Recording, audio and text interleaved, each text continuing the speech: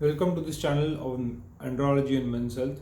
So in this part, this is the second talk in the talks, second part in the talks of circumcision. The first I covered what is phimosis, what is the tight trapezial skin, and now I'm going to cover treatment of phimosis or the tight trapezial skin, which can be in mild cases it can be non-surgical, and in severe cases it will be surgical, as in the skin which is tight has to be removed, and that is a circumcision.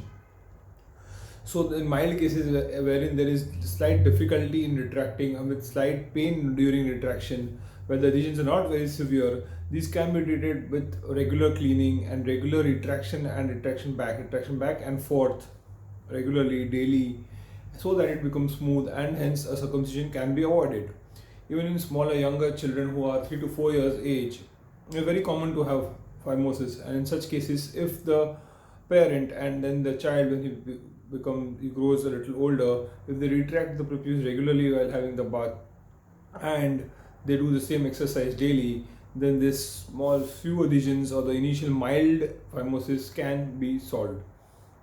And in cases of slightly more phimosis in the elderly or the middle aged group, if there is a little bit of tightness, so one can gradually retract the skin to a particular point of pain and then again leave it back, and then every day progress it further and further, slowly and slowly, using some lubricant so that it can completely retract it back, and then as it is done regularly, he'll be able to retract it back and forth without any difficulty, and thus avoiding a circumcision. Because for some people, for some males, there's a misconception or as a thought that they have better satisfaction in intercourse when their prepucial skin rubs. So in these cases, they try to preserve the prepucial skin, not do a circumcision. So this can be done if one approaches the clinician and andrologist early, and if he does this exercise regularly and when advised, and maintains good hygiene henceforth.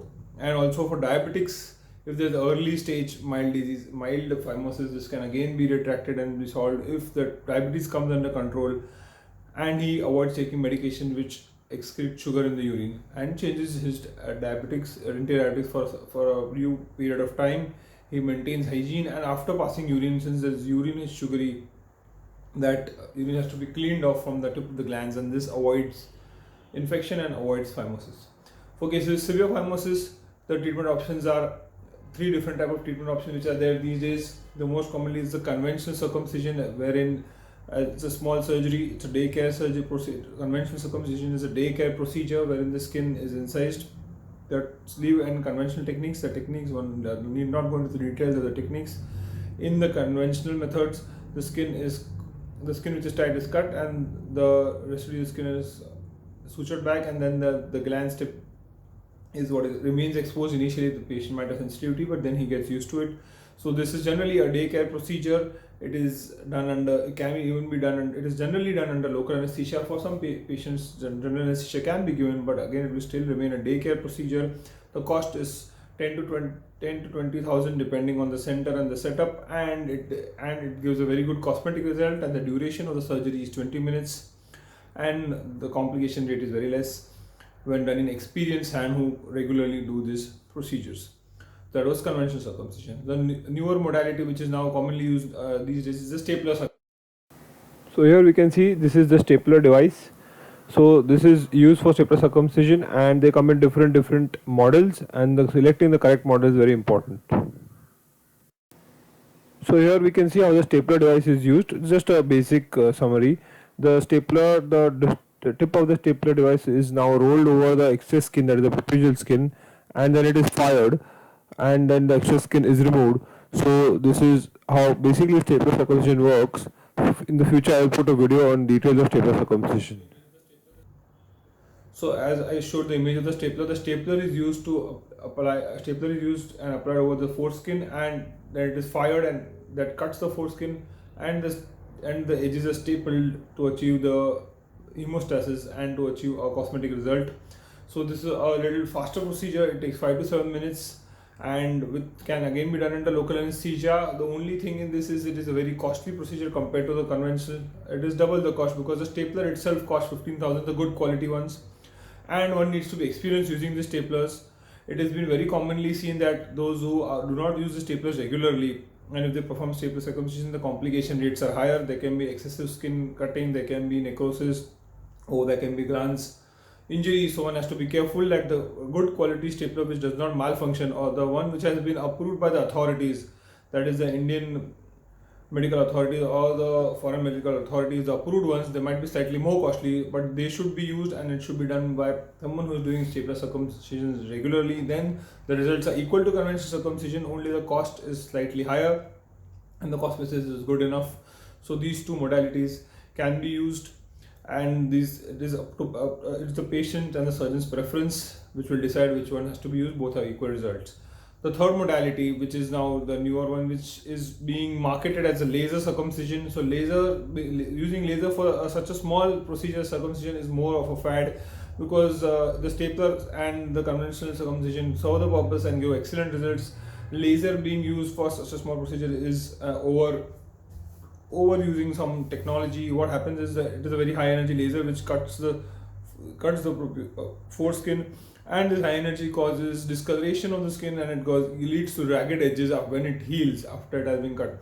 So the cosmesis is not that great, and this is being used as a marketing strategy in many places which we see the laser circumcision, because the results are not equivalent, not cosmetically not equivalent to stapler or to conventional circumcision, and it leads to additional cost, and the complication rates are not known. It is a newer procedure. There are no long-term studies regarding its success, regarding its complication rate, regarding the effects of the lasers.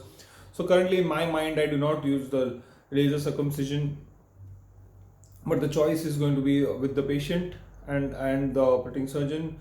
The conventional and stapler circumcision have equivalent results, and stapler circumcision, when done by someone in larger volumes, has very low complication rates. But remember, if the device is not proper, or the device is not approved, or it is an inferior company or inferior quality device, then there can be higher complication rates, and the complications can be devastating. With the conventional circumcision, when done in good hands, the complication rates are minimal, and the cosmesis is good enough, and the cost is also beneficial, 10 to 20k, and for the stapler circumcision it can be sometimes up to 30 to 35k. So that choice depends on the patient. So that is, in summary, the choice of which surgery to be done is depend on the patient.